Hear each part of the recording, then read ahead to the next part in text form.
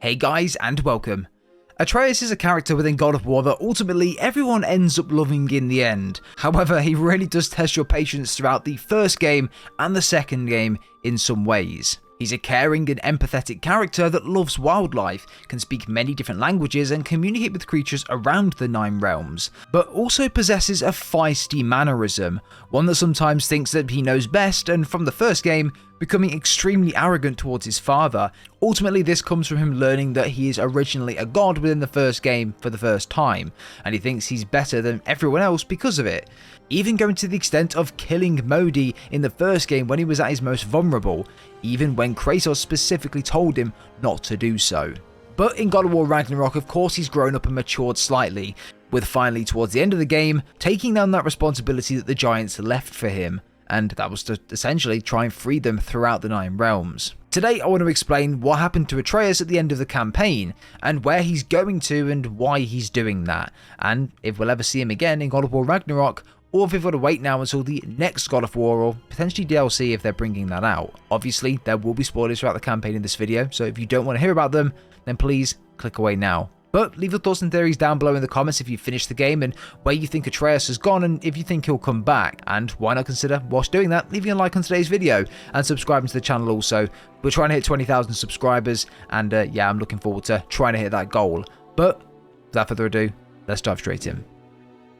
It all starts at the beginning of Ragnarok, when we find out that Atreus is holding some form of marble and can see that the developers are putting emphasis on this section, hiding it away from Kratos at the beginning of the game, with of course us not knowing why. However, moving even further back towards the end of the first game, Atreus finds out that he's a giant, and so was his mother Faye. Kratos nor Atreus had any idea of this, so to seek answers he decided to search for the closest thing to the giants, to maybe find out if he knows what the prophecy might be, or just find out more about himself, the person all over the tales of Midgard, and potential peace between the Nine Realms. This was the God of War, Tyr. Before the events of Ragnarok, Atreus was searching for Tyr, trying to find out where he might be held or if he was still alive. He never told Kratos that he was doing this, as Kratos is very overly protective and would probably want to join him to the hip on this journey and not let him out of his sight throughout, so Atreus thought that it would be best to try and search for them himself. Atreus would come across and search for multiple shrines across Midgard, and he came across one in particular which actually opened when he touched it, and inside revealed that Tyr was imprisoned somewhere in one of the Nine Realms, but it didn't give away as to where. However, within this shrine, Atreus also finds this marble that he was holding at the beginning of the game, intrigued by it, so he picked it up and kept it by his side ever since. Now fast forwarding on later into the game, Atreus falls asleep and as he does, he grasps the marble hard in both hands and mutters, "Ironwood." Ironwood was the location that Jormungandr mentioned when Atreus and Sindri visited him at the beginning of Ragnarok, with Mimir mentioning later on that this is a fictional place and that it does not exist. However, when Atreus mutters Ironwood in his sleep whilst holding this marble, he suddenly wakes up somewhere unexpected, Jotunheim. Atreus then moves forward and meets a girl named Angrboda. It turns out that Ironwood was in fact a real place, but it was never discussed outside of Jotunheim or outside of the giant circle, due to the fear that Odin might find it, enter and of course take over and kill all the giants within Jotunheim. Angrboda's destiny was to deliver Atreus, or Loki as the giants known him by, his destiny. And fast forwarding slightly, this is where Atreus finds the missing piece to his shrine within the Jotunheim temple above the Three Peaks, where his father dies and where Atreus, or Loki, joins forces with Odin. However, this is where we get into the more juicy stuff. Angrboda takes Atreus to a place in Jotunheim just outside of Ironwood, where she hands him a bag within a rock. Within this bag it contains more of these marbles, the same one that was found in the shrine that Atreus went to at the beginning of the game. Atreus mentions this to Angrboda, that he's also found one of these marbles within a shrine, in which she seems very, very surprised. Angrboda tells Atreus that these are not left behind by the giants, but these are in fact the giants. The giants decided a long time ago that rather than running and hiding in fear from Odin, it was here that of course they found peace and they could finally rest and not live in fear every day that Odin might turn up any second and kill them all. Angrboda's parents had left the marbles behind and given them to Angrboda to eventually give to Loki when he turns up and comes to Ironwood, as they knew that the prophecy stated that he would know exactly what to do with them when the time came. The first thing Atreus tries to do with the bag of souls would be to transfer one into a snake.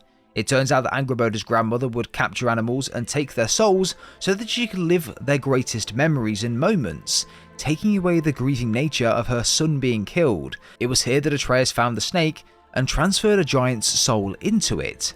However, Angrboda mentions when we meet her a little bit further into the game that it turns out that this snake that we transferred this giant's soul into was growing drastically in size, being one of the last remaining giants. This snake turns out to be Jormungandr, the world serpent, the one that we spoke to at the beginning of the first game. Now, if you guys want a video explaining exactly how this works, then I'm more than happy to do so, because a lot of people are probably very confused about why Jormungandr was in the first game when Atreus was a kid, but yet born in the second game, but yet we'd already spoken to him at the beginning of the second game. So if you want a video of that, it's very confusing, let me know, more than happy to do that. Fast forwarding to the end of the game, Atreus mentions to Kratos that he knows what he must do, and that's free the rest of the giants. The bag given to him by Angrboda was full of giant souls, in which he wanted to set them all free. Atreus was the reason for the birth of Jormungandr and countless other giants around the Nine Realms as well. His journey had to be done alone, travelling to Ironwood and Jotunheim and populating the realms with giant souls, bringing them all back now that Odin has finally gone. As ultimately, that was the main reason they all hidden away, right? So this results in visiting all of the shrines around the Nine Realms, just generally visiting Jotunheim and searching Ironwood for any more of these marbles where the giants may have hid them or left them there.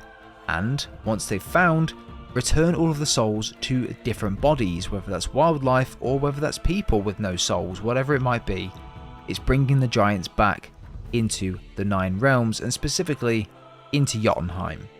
And now that Tyr has been free as well, this is probably going to be a big thing when Atreus finds out that Tyr is actually back.